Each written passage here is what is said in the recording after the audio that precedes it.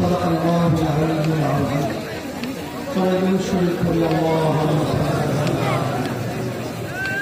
وشفيعنا وحبيبنا ومولانا محمد صلى الله عليه وعلى آله وأصحابه وبارك. ইসলামী আন্দোলন বাংলাদেশ রায়পুরা উপজেলা শাখা কর্তৃক আয়োজিত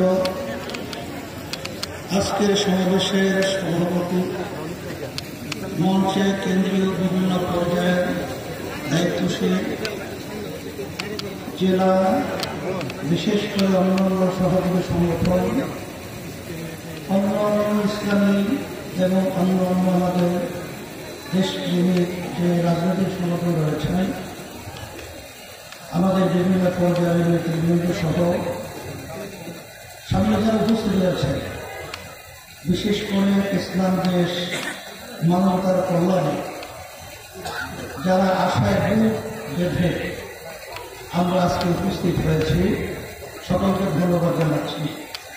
আল্লাহ রাব্বুল আলামিন যেন আমাদেরকে দুনিয়া এবং আখিরাতে সম্মানের ব্যবস্থা করে দেয়। বক্তব্য তো আমরা শুনতেছিলাম, আল্লাহ কবুল করে আরো শুনতে,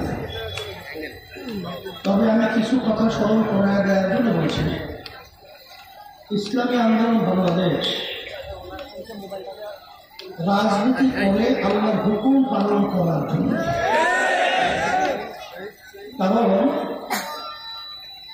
ইঞ্জিনিয়ার ইঞ্জিন তৈরি করে ওই ইঞ্জিনিয়ার ইঞ্জিন সম্পর্কে ধরবেন। আল্লাহ রাব্বুল আলামিন 18,000 কম বেশি মাখলুকাত সৃষ্টি করেছেন। এর ভিতরে সর্বশ্রেষ্ঠ সম্মান মাখলুকের নাম হল মানুষ।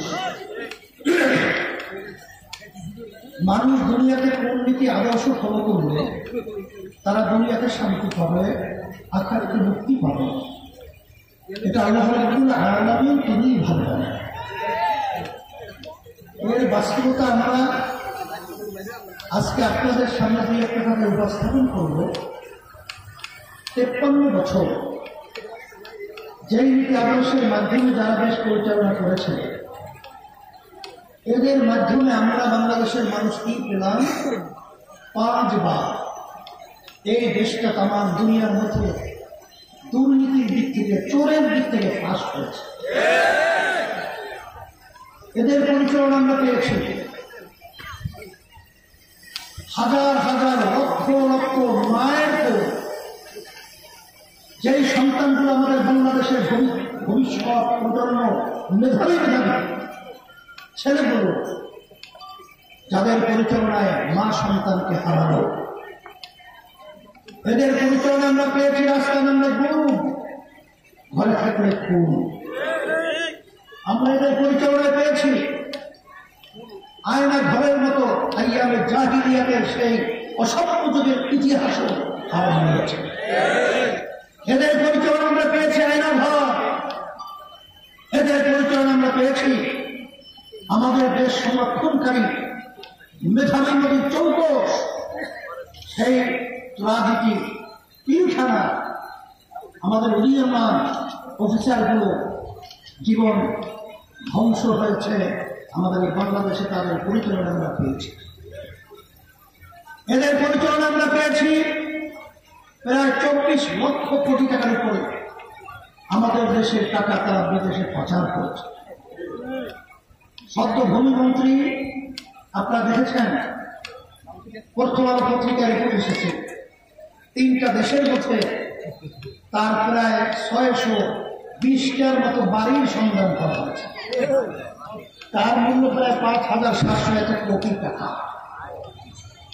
এদের পরিচালনা আমরা পেয়েছি আমাদের ভবিষ্যৎ সন্তানগুলো, তারা যদি দিন থেকে সরে যায়, মুসলমানই ভরে যায়, ইসলামের বিরুদ্ধে তারা অবস্থান তৈরি করে নাস্তিক হয়।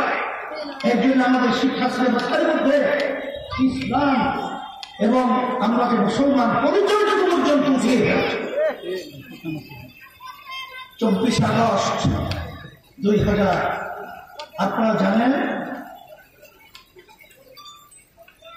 মানে 5ই আগস্ট জুলাইয়ের কিছুদিন এই দেশে যে ঘটনা ঘটে গেল, হাজার হাজার মায়ের কেউ সন্তান হারা হলো, হাজার হাজার পঙ্গুত্ব বরণ করল, 500 মতো তাদের জীবনে আর কোনোদিন আলো দেখবে না, চক্ষু হারালো।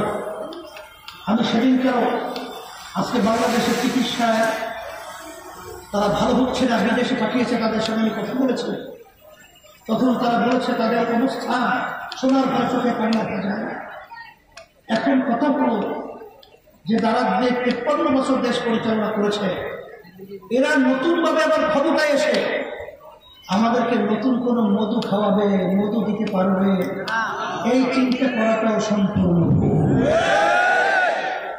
এই জন্য আমি সকল ক্ষুধার্ত আহ্বান জানাবো, 53 বছরে মানুষ বিভিন্ন নীতি আদর্শের শাসকদের শাসন দেখেছে, কিন্তু ইসলামী নীতি আদর্শের শাসন দেখা যায়।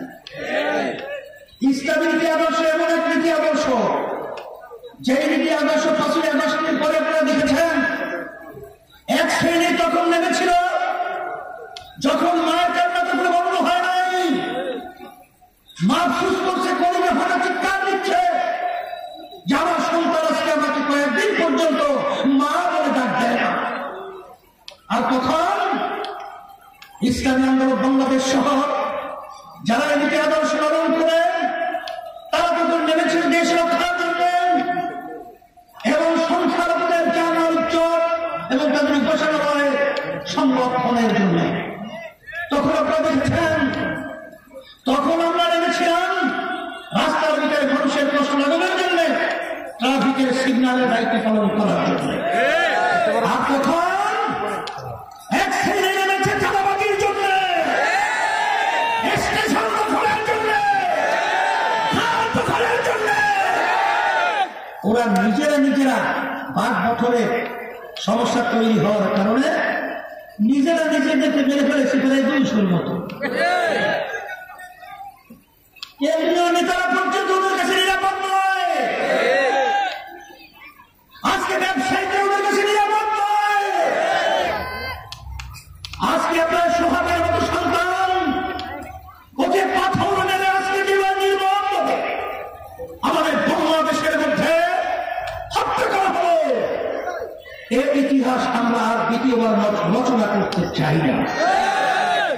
এর পরিবর্তন আমাদের কি করতে হবে? এই জন্য আমি পরিষ্কার বলছি, আমরা আওয়ামী লীগ, বিএনপি, জাতীয় পার্টি শত্রু নয়, কিন্তু যারা নাকি আমাদের এই দেশকে নিয়ে ক্ষমতার লোভিয়া, যারা আমাদের বাংলাদেশকে বারবার চোরের দিক থেকে ফাঁস বানিয়েছে, এই চাঁদাবাজদেরকে, এই খুনিদেরকে, টাকা পাচারকারীদেরকে বাংলার বাস্তবে সংসদে দেখতে চাই না। এই পরিবর্তনের জন্যই আমাদের সাথে রাগ করে কোনো লাভ নেই, আমাদের বিরুদ্ধে আলোচনা করে কোনো লাভ নেই। আমি সেদিনকারও বলেছিলাম, আমাদের বিভিন্ন রাজনৈতিক দলদের নেতৃত্বের সাথে যারা নেতৃত্ব দিচ্ছে ইসলামী আন্দোলনকে নিয়ে, আপনারা অত চিন্তা করে